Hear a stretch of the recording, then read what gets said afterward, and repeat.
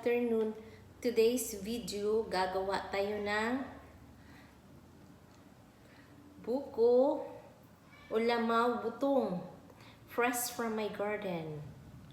Ito na yung natapos ko. Saka ito, tatapusin ko na lang ito.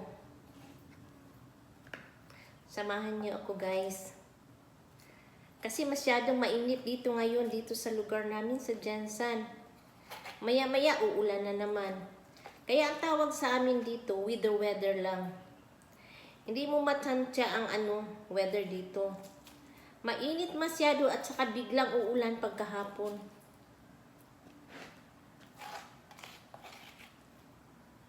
Galing lang ako ngayon, today is November 2. Galing lang ako doon sa Forest Lake, sa sementeryo.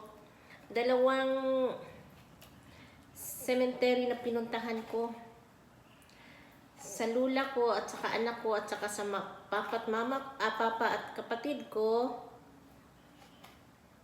Sabi kasi ni Father, I was in church lately, sabi niya, we always to connect our loved ones or departed loved ones. Puntahan natin palagi, bibisitahin natin every All Souls Day and All Saints Day. Kasi connected pa rin daw yan sila sa atin. Kasi sa ibang religion, wala na yung visit doon sa cemetery. Parang tapos na yun ba, yung end na yung niya, life niya, wala nang connection. Pero sa Catholic kasi, continue pa rin yung connection natin sa kanila. Yun din ang advice ni Father kanina sa homily. Huwag natin silang iwan.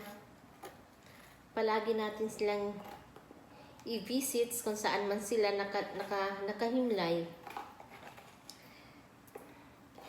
Kaya hindi ko kinakalimutan palagi. Kasi hindi ko sila pwede iwan. Karugtong po sila ng buhay ko. Sana kayo rin, ganun rin gagawin nyo sa mga departed loved ones niyo. Huwag nyo silang iwan.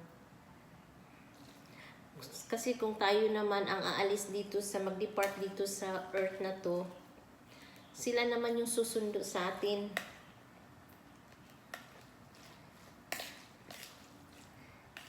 Kasi hindi natin sila kinakalimutan. Kaya, dadalhin ko ito uli kasi malapit lang doon sa Forest Lake. Siguro mga 5 minutes lang, makakarating na ako. Doon namin ito kakainin. Sobrang sarap. Butong or lamaw. It is a traditional salad, lalo na sa mga Bisaya.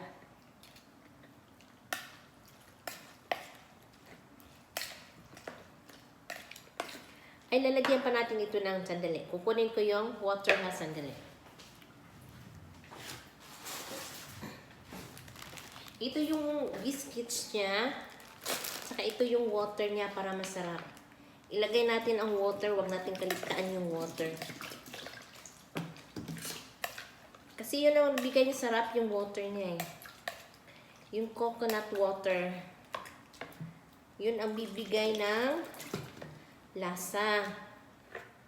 Tapos, uubusin natin to para talagang masarap masyado. Tapos, lagyan natin ng biscuits para mas lalong masarap.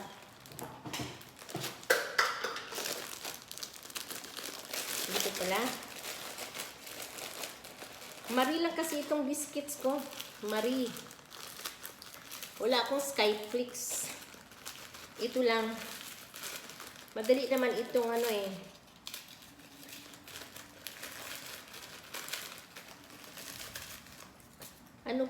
malinis po yung kamay ko.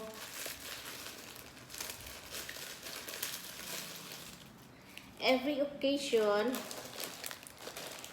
talagang may handa ako, pero hanggang doon lang, fruits. Wala akong litson.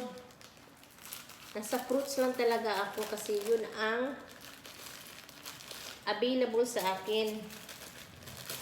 Hindi na tayo maghanap dyan ng yung mga matataba kasi I am seniors, my husband is senior citizen already. So, huwag tayong kumakain palagi ng mga matataba.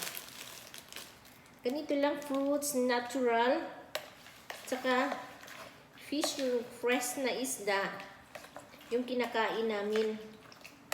Paminsan lang kami kumakain ng mga pork. Pag in occasion, pupunta kami ng malls. Doon kami kakain sa Mang Inasal or sa Shaq Ribs. Ito yung favorite ko na flavor na gatas condense. Ito yung kondensada na cowbell. Mas masarap pa ito sa Liberty. Bakit ito, bago lang ito nag-exist ng cowbell ba? Titikman natin. Yummy! Walang pa ng gatas. Lagyan pa natin ng gatas. Kasi nilalagyan natin ng water, kaya lagyan pa natin ng gatas.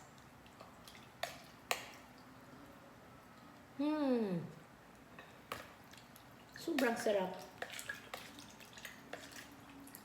Tama na yung water. Huwag natin sobrahan yung water. Kain tayo guys. Punta kayo dito. Ang dami kong coconut, fresh coconut. Buko. This is buko lamaw. Sariling tanim lang namin to. Kaya palagi kami nag-harvest.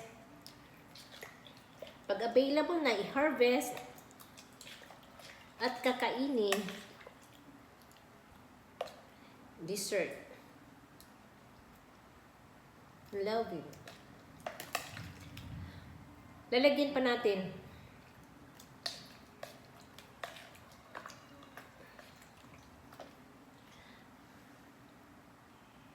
Thank you guys for watching. This is my fresh buko lamaw. Napakasarap ng buko lamaw.